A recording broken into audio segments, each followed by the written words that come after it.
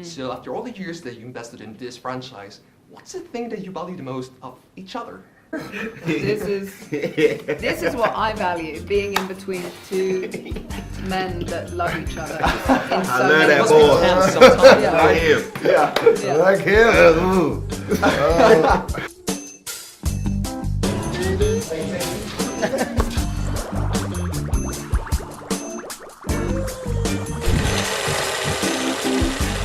Well, to start with, the Star Wars movies have never been movies about just one character who just did a Skywalker name. Either dark side or light side, there's always a team working for their ideal version of the world. So after all the years that you invested in this franchise, what's the thing that you value the most of each other?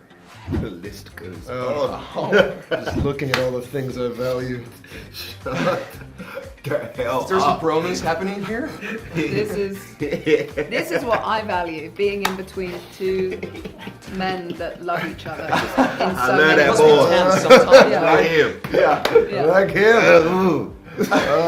I think just the time spent together is probably what I value the most. Just being able to be in their company, working together on something, and having such a joyful experience doing that. It'll be sad to think that we don't know when that'll happen again. I like just messaging you. Like that makes me feel so good. Just Yeah. Just this, Yeah, Oscar. well, Daisy specifically, because Daisy's much more privy on the text message. Oscar, you have to write a public letter to him. Yes. I got it. You're not good with technology? Yeah, you have I to don't do this understand. whole- You don't yeah, got it, the yeah. social media. Yeah, I don't know. But Daisy, we talk like, you Yeah. know, it's just nice. you And know. whenever I see your little name pop up, I think, oh, Peter! Yeah, What are nice. you saying today?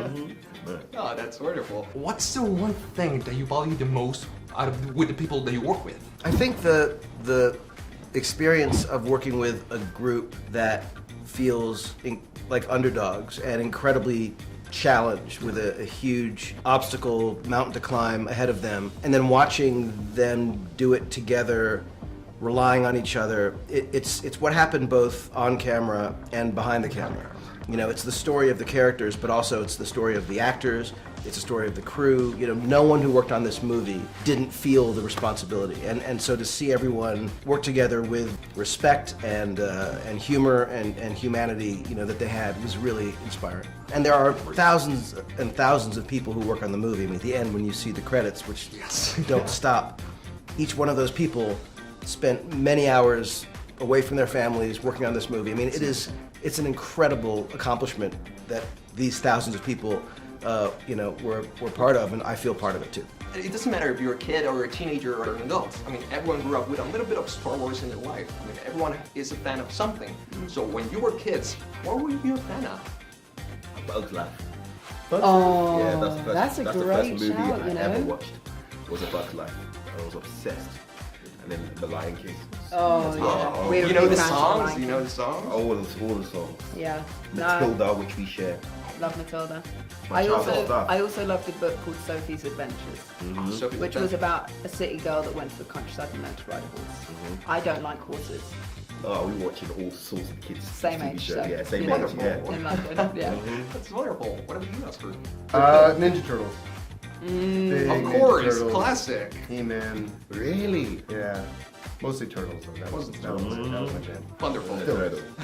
Great to know. The Star Wars nowadays is such larger than life. You know, it's so big and it's so beloved by so many people. So when you get to do a movie as big as this, who do you do it for? I mean, do you do it for the fans, or do you think it's someone like George Lucas, or do you think of yourself like when you were 10 years old? I think that with anything that you work on, and you'd think that somehow doing a Star Wars movie would be different. I really don't think it is. You have to do the story for yourself now, which is to say you can't be second guessing what you might have done, what they might like. You have to just say what Trust yourself, what right? feels Trust right, and then you work with people that you trust, who will tell you the bad news, who will say that's not good enough, who will say, I see what you're trying to do, but I don't think that really works. And you find yourself in collaboration with people, because this is, like I said, a lot of people worked on this. But you have to trust your own instinct. You can't be making it for any group, even though of course you're well aware, even though of course you take that in, you consider it. But the emphasis has to be on what you truly believe, what really makes you feel. And people go crazy for these characters and the story.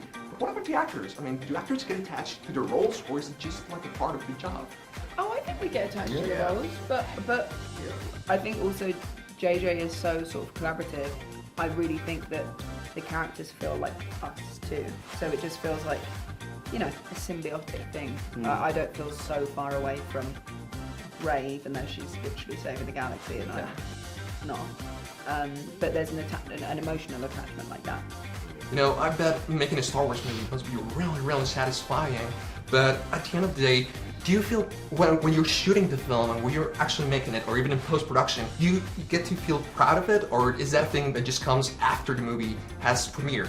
There is pride associated with all sorts of things. Usually what I feel is pride of the work that I'm watching the actors do, or pride the way, you know, the camera operator, you know, did a move, or pride at how something was lit, or pride that this group that was scrambling to logistically manage all these moving pieces are able to make something artful, and that's something that, again, I feel a part of the thing, but you know, every frame of film means that dozens, hundreds, and in some cases thousands of people were involved to make that moment happen. So my pride is shared with a lot of really talented people. I feel prouder personally doing the work, because if you get to the end of the day and you feel like, oh yeah, like I believed what I was saying and I like did a fun move, cool. Because when the film is out, even though I'm proud of what we all did, then it's up to other people to have their experience. There's nothing we can do anymore. Exactly. Oh, It's totally out of our hands. It is so- what it is. Yeah. Whereas on the day-to-day, you feel like, all right, well, I have tomorrow to try something else. Or that was really filming. I can't wait to go to the next day. So